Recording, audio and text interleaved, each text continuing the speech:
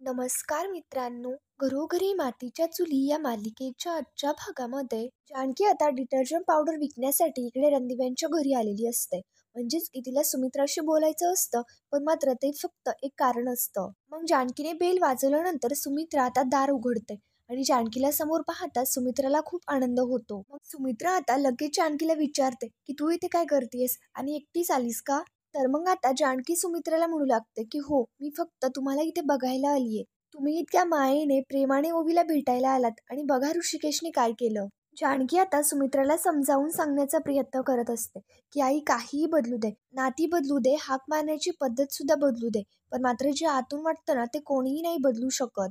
आई, तुम्ही माझ्या आणि ऋषिकेश आमच्या दोघांच्याही आई होतात आणि कायम राहणार आहात. तुम्ही ओवीच्या लाडक्या आजी आहात आणि तिच्या कायम लाडक्याच आजी राहणार आहात. हे बघा आई, कशामध्येच काहीच बदल होणार नाही. मला माहिती आहे की ऋषिकेश जे काही वागले ते चुकीचं होतं. तुम्ही त्याच्यामुळे दुःखी झालात, पण आई ते सगळं ते रागाच्या भरात बोलले. आता इकडे जानकी सुमित्राला समजावून सांगत असते आणि सुमित्राला सुद्धा जानकीचं ते बोलणं पटत असतं. जानकी आता ऋषिकेशच्या वतीने तिची माफी मागत असते. सुमित्रा आता म्हणते, अगं नको माफी मागू. आता इकडे तेवढ्यात लगेच दाराशी ऐश्वर्या येते. ऐश्वर्या लगेच आता सुमित्राला विचारते की कोण आलंय दाराशी माफी मागायला, आणि समोर लगेच ऐश्वर्या जानकीला पाहते. आजी आणि ऐश्वर्या दोघीही तिथे येतात आणि ऐश्वर्या रागातच लगेच जानकीला विचारते की तू इथे काय करतीयेस. ऐश्वर्या सुमित्राला आतमध्ये जायला सांगत असते, पण मात्र आता इकडे ऐश्वर्या जानकीला बोलू लागते, हे बघ, तुझी आमची बंगल्यासमोर यायची सुद्धा लायकी नाहीये आणि हॉस्पिटलमध्ये तुझ्या नवऱ्याने आमच्या आईंचा जो काही अपमान केलाय ना, त्याच्यानंतर तर नाहीच नाही. बघ काय हिंमत आहे तुझी, इथे आमच्या बंगल्याच्या दाराशी उभी आहेस. चल आत्ताच्या आत्ता निघ इकडनं. आणि ऐश्वर्या जानकीला तिकडनं काढून देत असते, पण मात्र आता सुमित्रा लगेच बोलू लागते, अगं ऐश्वर्या, थोडा धीर धर. ऐश्वर्या म्हणत असते, आई थांबून काही उपयोग नाहीये. मी या जानकीला ना चांगलंच ओळख. ही जानकी ना तिच्या भोळ्या शब्दांच्या जाळ्यामध्ये लोकांना चांगलंच अडकवते. आणि आई, आपल्या घरामध्ये तुमच्या इतकं भोळं तर कोणीच नाहीये. ऐश्वर्या आता आजींना म्हणत असते, आजी तुम्ही आईंना प्लीज आतमध्ये घेऊन जा, हिच्याकडे ना मी बघते. आता माफी मागण्याचा सोहळा सुरू होईल आणि त्यात विशेष पारितोषिक हे जानकीला मिळेल. नकोच ते, कशाला उगाच. मग त्याच्यानंतर जानकी शांतपणे आधी ऐश्वर्याचं बोलणं ऐकते आणि मग त्याच्यानंतर आता जानकी बोलू लागते की अगं ऐश्वर्या, बास आता, किती बोलतीये ही, दमत नाही का तू बोलताना? आणि काय म्हणतीयस, कसली माफी? मी इथे माझ्या कामासाठी आलीये. तर ऐश्वर्या लगेच जानकीला शांतपणे विचारते की कसलं काम? तर मग आता जानकी लगेच सांगते, आमच्या कंपनीची मी वॉशिंग पावडर विकायला आलीये. म्हटलं चांगल्या कामाची सुरुवात आपल्याच घरातनं व्हावी. त्यानंतर आता इकडे दुसरीकडे सयाजीरावांनी गावकऱ्यांची मीटिंग बोलवलेली असते आणि सयाजीराव त्यांना सांगत असतात की हे जग जाहीर आहे. सयाजीरावांच्या डोक्यामध्ये गावकऱ्याच्या भल्याचा विचार आधी असतो. मागच्या वेळी तुमचे 1,70,000 रुपये अडकले होते. कोणामुळं? त्या ऋषिकेश रणदिवेमुळं. आणि तुमचा अडकलेला माल सगळा म्या विकून दिला. म्हणूनच म्हणतोय की गावच्या हितासाठी बाजार समितीचं इलेक्शन परत व्हायला हवं. मग त्याच्यानंतर एक माणूस त्या सयाजीरावांना म्हणतो, हे बघा सयाजीराव, इलेक्शन आत्ताच झालं आणि त्याच्यामध्ये ऋषिकेश रणदिवे हे निवडून आले होते. सयाजीराव आता म्हणू लागतात, पण आहे कुठं तो? इथं ढोकून पाहायला तरी आला का? त्याला, त्याच्या बायकोला आणि त्याच्या पोरीला घराबाहेर काढलंय. हातामध्ये कामधंदा बी नाहीये, तिकडेच फिरतोय तो. अहो तुम्हीच विचार करा ना, जो स्वतःचं घर सावरू नाही शकत तो गाव कसं सावरणार? मोडून पडलाय तो ऋषिकेश रणदिवे. सयाजीराव पुढे बोलायला लागतात. तेवढ्यात लगेच ऋषिकेशची एंट्री होते आणि ऋषिकेश लगेच म्हणतो की असं तुम्हाला वाटतंय सयाजीराव? ऋषिकेश येत लगेच गावातले लोक लगेच मानाने त्याच्या पाया पडू लागतात. आता ऋषिकेश सयाजीरावांच्या समोर येतो आणि त्यांना म्हणतो, सयाजीराव, मोडलेलं पीक पुन्हा उभं राहतं आणि मी तर ते पीक उगवणारा शेतकरी आहे. आता इकडे ऋषिकेश सयाजीरावांच्या खांद्यावरती हात ठेवतो आणि त्यांना विचारतो की बाकी मोडण्यावरनं आठवलं मला, मान बरी आहे ना तुमची? आणि आता इकडे लगेच सयाजीरावांना घडलेला प्रकार आठवतो. ऋषिकेश आता गावकर लोकांसमोर हात जोडतो आणि त्यांची माफी मागत म्हणतो की माफ करा, मला एवढ्या दिवसामध्ये बाजार समितीमध्ये येणं नाही झालं. आता पूर्ण तयारीने आलोय मी, मागे नाही हटणार. घरातून बाहेर पडलोय पण गावातून नाही. माझं आता गावाच्या प्रगतीकडेच लक्ष असणार आहे आणि हेच ध्येय आहे. आणि म्हणूनच मी माझ्या शेतकरी बांधवांसाठी एक योजना घेऊन आलोय. ऋषिकेश आता ते पेपर्स आता सयाजीरावांच्या हातामध्ये देऊ लागतात आणि सयाजीराव लगेच ऋषिकेश वरती ओरडत म्हणतात की तुझ्या योजनेची कोणाला बी काहीही गरज नाहीये. आता ऋषिकेश लगेच सयाजीरावांच्या खांद्यावरती हात ठेवतो आणि त्यांना म्हणतो की हे तुम्ही का ठरवताय? जे काय आहे ते माझ्या शेतकरी बांधवांना ठरवू द्या. ऋषिकेश आता म्हणू लागतो की हे बघा शेतकरी बांधवांनो, मी तुमच्यासाठी एक योजना घेऊन आलोय. या योजनेमध्ये तुम्ही तुमचा शेतीमाल सगळं काही दुप्पट किमतीने विकू शकता. आधीमध्ये कोणीही नाही, ना कोणाकडून कमिशन द्यायचं, ना कोणाकडून उधार घ्यायचं. हे बघा सचिन भाऊ, आपणच मालक असू आणि आपणच नोकर. सगळं आपण आपलंच करायचं. या सगळ्या गोष्टीमुळे आपला खूप फायदा होईल. हे बघा, या कुठल्या पिकाने कुठला फायदा होईल या योजनेमध्ये सगळं नमूद केलंय. ऋषिकेश ते योजनेबाबत माहिती आता सगळ्यांच्या हातामध्ये देतो आणि गावातील लोक सगळे आता ती माहिती वाचू लागतात. ऋषिकेश आता म्हणू लागतो, हे बघा, दुसऱ्या कोणावरती विश्वास न ठेवता तुम्ही माझ्या बाजूने आलात ना तर आपल्या सगळ्यांचा खूप फायदा होईल. इकडे सयाजीराव मात्र शांतपणे फक्त ऋषिकेशचं ते सगळं बोलणं ऐकत असतात. ऋषिकेश आता म्हणू लागतो, तेव्हा तुम्ही काळजीपूर्वक ही योजना वाचून घ्या. गावातील लोकांना ऋषिकेशची ही योजना पटलेली असते. त्याच्यानंतर आता इकडे दुसरीकडे जानकी तिची ती रंगमाला वॉशिंग पावडर आता इकडे सगळ्यांसमोर दाखवते. जानकी आता म्हणू लागते, रंगमाला वॉशिंग पावडर जी कपड्यांवरील डाग दूर करेल अशी ही रंगमाला वॉशिंग पावडर. जानकी ऐश्वर्याकडे पाहत म्हणते, जी चिवट डाग पळवेल आणि इकडे खरे रंग उजळवेल अशी ही रंगमाला वॉशिंग पावडर एकदा वापरून तर बघा. मग आता जानकीचं ते सगळं बोलणं पाहता ऐश्वर्या लगेच गंमत करत तिच्यावरती हसायला लागते. ऐश्वर्या लगेच म्हणू लागते, आता काय तू पावडर विकणार आहेस का? आधी फराळ देऊन झाला. नवऱ्याला कुस्तीच्या आखाड्यामध्ये कोंबड्यासारखं झुंजवून झालं. तुझ्या गाड्या पुसून झाल्या आणि आता काय कपडे धुण्याची पावडर विकणार आहेस का तू? मग त्याच्यानंतर ऐश्वर्याचं हे बोलणं पाहता जानकीला लगेच सगळे घडलेले प्रकार आठवू लागतात. त्याच्यानंतर आता इकडे आजी लगेच म्हणू लागते, तो गुलाब पळून गेला, मग माझी साडी धुवायची तशीच राहिलेली आहे. जरा थांबा, मी माझी साडी आणून देते, तेवढी मला धुवून दे. म्हणजे नाही, कसं आहे माहिती का, हिच्या या नवीन नवीन उद्योगामुळे गावात तोंड दाखवायला चोरी नको व्हायला. आता आजींचं हे बोलणं पाहता आता कसंही करून ऐश्वर्याला सुमित्राला फुगवून द्यायचंच असतं. मग आता ऐश्वर्या लगेच बोलू लागते, की आजी तुम्ही बरोबर बोलताय. हे बघा आई, तुम्ही वॉकला जाल आणि आजूबाजूचे लोक काय म्हणतील, बघा बघा, गाडी पुसणाऱ्या बाईची सासू चाललीये, वॉशिंग पावडर विकणाऱ्या बाईची सासू चालली, बरं दिसतं का ही आई? मग त्याच्यानंतर आता जानकी बोलू लागते, की का नाही दिसणार बरं? आणि आजी, कसली तोंड लपवण्याची चोरी? हे बघा, कुठलंही काम छोटं किंवा मोठं नसतं. आणि ऐश्वर्या, तू जरा 20-25 लोकांची भांडी घासून बघ, 10-12 लोकांची कपडे धुवून बघ, फरशी पुसून बघ, शेतकऱ्यासारखं शेतात पाय ठेवून बघ, चिखलात एकदा पाय रुवून बघ. बघ या सगळ्या कामाला किती कष्ट करावे लागतील. हे बघा आई, या जगामध्ये असे खूप लोक आहेत ज्यांना गाडी पुसणारे, घरकाम करणारे हे असे लोक छोटे वाटतात. पण ते लोक किती मोठे, त्यांचं काम किती मोठे हे कळण्या इतपत त्यांच्या बुद्धीची कुवतच नसते. आणि जानकी ही गोष्ट बरोबर ऐश्वर्याला बोलत असते आणि जानकीचं हे सगळं बोलणं सुमित्राला सुद्धा पटत असतं. जानकी तू सुमित्राला सांगत असते, मला असं नाही वाटत आहे की मी काही चुकीचं काम करतेय. त्याच्यामुळे मी वॉशिंग पावडर विकायला आली, कोणाचं घर तोडायला नाही. तर मग आता ऐश्वर्या लगेच बोलू लागते, बरं ठीक आहे, तू चांगली सेल्स गर्ल आहे ना, हे तू सिद्ध केलंयस. आता तुझं हे रंगमाला वॉशिंग पावडर हे प्रोडक्ट खूप बेस्ट आहे, हे सिद्ध करून दाखव, मग आम्ही तुझी बोहणी करू. आजी आता म्हणू लागते, पण ती कशी सिद्ध करणार? याच्यावरती ऐश्वर्या लगेच म्हणते, डेमो देईन नाही, पावडर विकतीये ना. तर मग आता सुमित्रा लगेच बोलू लागते, अगं हे बघा, गुलाबने सगळे कपडे धुतले, आईची अंघोळ शेवट राहिली ना म्हणून आईची साडी राहिलीये. आता इकडे सुमित्राला तर वेगळीच भीती वाटत असते. म्हणजे आता ऐश्वर्या जानकीला आजीची साडी धुवायला लावते की काय असं वाटत असतं. ऐश्वर्या आता जानकीला विचारत असते, काय ग, डेमो दाखवशील ना? आणि आता जानकी काहीही बोलत नाही. ऐश्वर्या लगेच म्हणते, ठीक आहे, मी आणते डेमोसाठी कपडे. पण मात्र ही गोष्ट सुमित्राला अजिबात मान्य नसते. त्याच्यानंतर आता इकडे दुसरीकडे सयाजीराव बाजार समितीमध्ये लगेच बोलू लागतात, की तुम्ही याच्या नादी कशाला लागता? मागच्या वेळी हेच सांगून त्यांनी तुम्हाला पाण्यात बुडवलं होतं. जो स्वतः गळक्या कौलाखाली राहतो तो गावाला बंगल्याचं सपान दाखवतो. वा रे वा, ही फालतू योजना आहे, ठेवून द्या इथं. तर मग आता सचिन भाऊ लगेच बोलू लागतात, की नाही नाही, इतकी छान योजना आहे, पण ती अंमलात येईल का?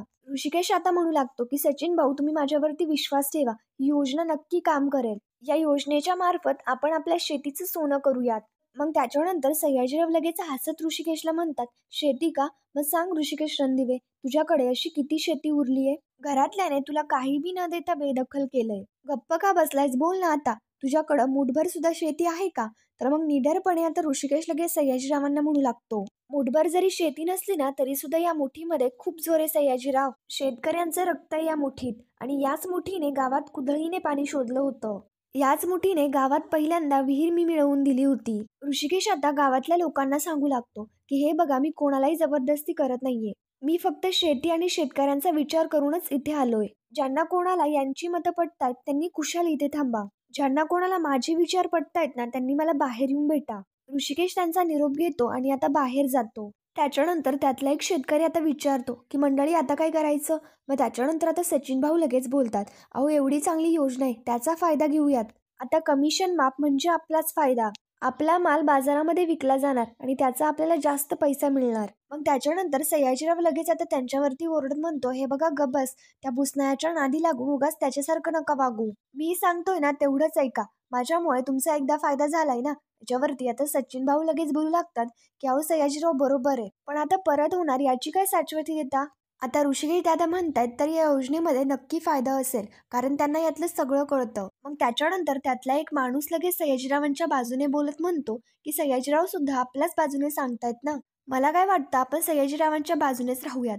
पण मात्र गावातले लोक कोणीही सयाजीरावांचं काही ऐकत नाही.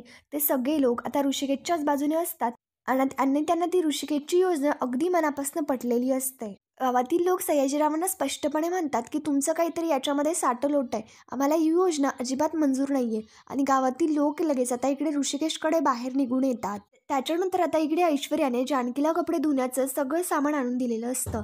जानकी कपडे धुवायला सुरुवात करू लागते. पण मात्र तेवढ्यात लगेच आता ऐश्वर्या बोलते, अगं जरा थांब ना, एवढी कसली घाई आहे तुला. ऐश्वर्याने तिच्या हातामध्ये एका वाटीमध्ये हळद पावडर आणलेली असते. ऐश्वर्या सगळी हळद पावडर त्या व्हाईट कपड्यांवरती टाकून देते. इकडे सुमित्रा आणि आजी दोघी आता आश्चर्याने इकडे ऐश्वर्याकडे बघत असतात. आणि मग सगळे कपडे खराब केल्यानंतर ऐश्वर्या आता जानकीला म्हणते, आता करूयात आपण सुरुवात. जानकी सुद्धा आता आश्चर्याने ऐश्वर्याकडे पाहत असते. तर ऐश्वर्या जानकीला म्हणते, अगं काय चाललंय तुझं, डेमो देणारेस ना, चल लवकर धू मग कपडे. सुमित्रा आता बोलू लागते. पण मात्र ऐश्वर्या तिला शांत करत म्हणते, अहो आई राहू द्या हो, कामच आहे त्यांचं. काय ती लाईन होती, रंगमाला वॉशिंग पावडर चिवट डाग पळवते आणि खरे रंग उजळवते, बरोबर ना जानकी. काय मग sales girl of the year Mrs Janaki, चल लवकर डेमो दे. त्याच्यानंतर आता इकडे जानकी म्हणते की हो देते, पण त्याआधी ना मला तुझे आभार मानायचे. तू खरंच खूप चांगली आहेस, खरंच थँक्यू. यात नाना सारंग भाऊजी सगळ्यांचे कपडे आहेत, माझ्या कुटुंबाचे कपडे आहेत.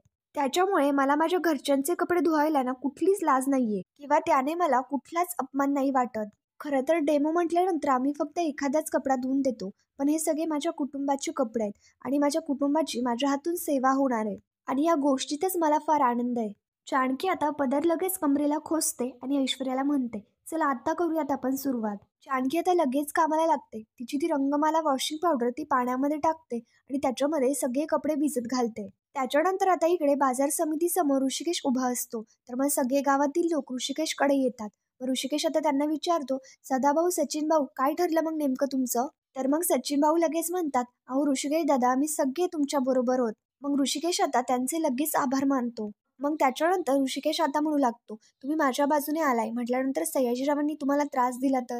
गावातील लोक आता म्हणतात, मग काय, अहो ऋषिकेश दादा जशी तुम्हाला आमची काळजी आहे तशीच तुम्हाला आमच्या पिकांची सुद्धा काळजी नाही हे ठाऊकी आम्हाला. सचिन भाऊ आता म्हणू लागतात की अहो आमचे ऋषिकेश दादा मुळशीचे कुस्तीपट्टू विजेते आहेत, त्याच्यामुळे काहीच टेन्शन नाही घ्यायचं. काय नडल सयाजीरावांना. त्याच्यानंतर सचिन दादा आता ऋषिकेश दादाला म्हणतात की हे बघा त्यांचे निर्णय ना आम्हाला सुद्धा नाही पटत, पण मात्र फिरून विचारायची ना भीती वाटते. ऋषिकेश आता म्हणू लागतो, हे बघा यापुढे आपण कोणालाही घाबरायचं नाही. आपली एकी हेच आपलं बळ आहे आणि याच बळाच्या आधारावरती आपण आपल्या स्वतःचा हक्काचा बाजार मांडायचा. मग त्याच्यानंतर आता गावातील लोक ऋषिकेशला विचारत असतात की नक्की आपण काय करायचं. याच्यावरती ऋषिकेश म्हणू लागतो की आपण बाजारामध्ये आपल्या मालाचा स्टॉल मांडायचा. मला खात्री आहे की आपण सुरुवात केली ना तर आपलं बघून बाकीचे शेतकरी मित्र सुद्धा आपल्या बाजूने येतील. तर सचिन भाऊ लगेच म्हणू लागतात, दादा तुम्ही हे सगळं म्हणताय ना, पण नक्कीच असं होणार, कारण आम्ही सगळेच तुमच्या बाजूने आहोत. तर ऋषिकेश आता निडरपणे म्हणतो की मिळून आता गावचा विकास घडवूयात आणि शेतकऱ्यांचं राज्य आणूयात. ऋषिकेश आता त्याचा हात समोर करतो तर गावातील सगळे लोक असा ऋषिकेशच्या हातावरती हात ठेवतात. त्याच्यानंतर जानकी आता ते कपडे धुत असते. जानकी कपडे खूपच छान स्वच्छ करते आणि कपडे सगळे स्वच्छ निघतात. तर मग आता हे सगळं पाहता सुमित्रा आजी ऐश्वर्या सगळेच तिच्याकडे आश्चर्याने बघू लागतात. आणि कपडे स्वच्छ निघले हे पाहता सुमित्राला तर खूप आनंद होतो. जानकी आता तिने तो स्वच्छ केलेला शर्ट आता ऐश्वर्याच्या अंगावरती उडवते आणि मग त्याच्यानंतर जानकी म्हणू लाग, मी म्हणाले होते ना अगदी स्वच्छ झालाय शर्ट. अशीच आहे मग आमची रंगमाला वॉशिंग पावडर, जी चिवट डाग पळवते आणि खरे रंग उजळवते. जानकी आता ऐश्वर्याच्या डोळ्यामध्ये डोळे घालून बघत असते आणि जानकीने अगदी ऐश्वर्याला जशास तसं उत्तर दिलेलं असतं. मग त्याच्यानंतर जानकी आता हळू आवाजामध्ये ऐश्वर्याला म्हणते की हे तुझे खरे रंग उजळवण्यासाठी ना या घरामध्ये मी परत येणार आहे. चॅलेंज आहे ना तुझ्या लक्षात, आता डाग कसे पळवायचे ना हे मला चांगलंच माहिती आहे. आणि जानकी परत तो शर्ट आता ऐश्वर्याच्या चेहऱ्यासमोर झटकवते आणि मग त्याच्यामधले सगळे छोटे छोटे पाण्याचे थेंब आता ऐश्वर्याच्या चेहऱ्यावरती पडतात.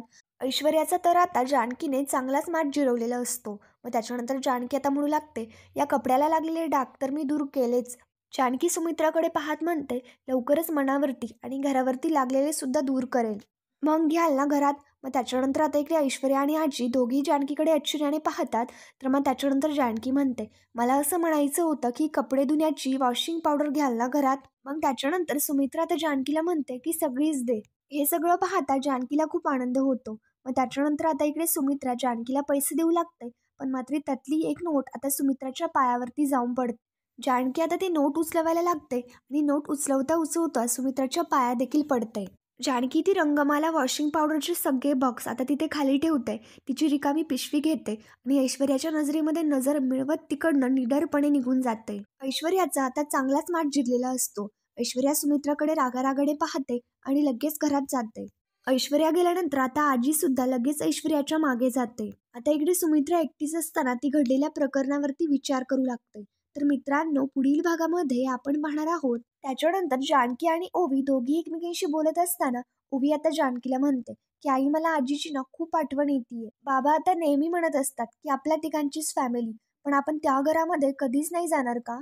जानकी आता ओवीला सांगते की ओवी, काळजी नको करू, आपण आता लवकरच त्या घरामध्ये जाणार आहोत. त्याच्यानंतर आता इकडे दुसरीकडे जानकीची ती रंगमाला वॉशिंग पावडर ऐश्वर्या आता पायाने उधळवून लावते आणि ते सगळं खाली सांडल्यानंतर ते सगळं सुमित्रा पाहते आणि लगेच आता सुमित्रा ऐश्वर्यावरती ओरडत म्हणते, अगं ऐश्वर्या, काय चाललंय तुझं? झालंय काय तुला आता? कोण हे स्वच्छ करणार? ऐश्वर्या आता हुकूम ठोकत सुमित्राला म्हणते, तुम्ही करा ना हे साफ आणि तुम्ही करा जरा घरातली कामं, आणि लगेच तिकडं निघून जाते. हे सगळं पाहता सुमित्रेला खूपच वाईट वाटतं. सुमित्राचं मन खूप हळवं होतं, कारण तिला असं वाटतं की जानकीने मला एकही काम करून नाही दिलं आणि ऐश्वर्या लगेच माझ्यावरती पावर ठोकायला लागली. तर मित्रांनो, पुढील भागांच्या डेली अपडेटसाठी आमच्या मराठी रंग या चॅनलला लगेच सबस्क्राईब करा. थँक्यू.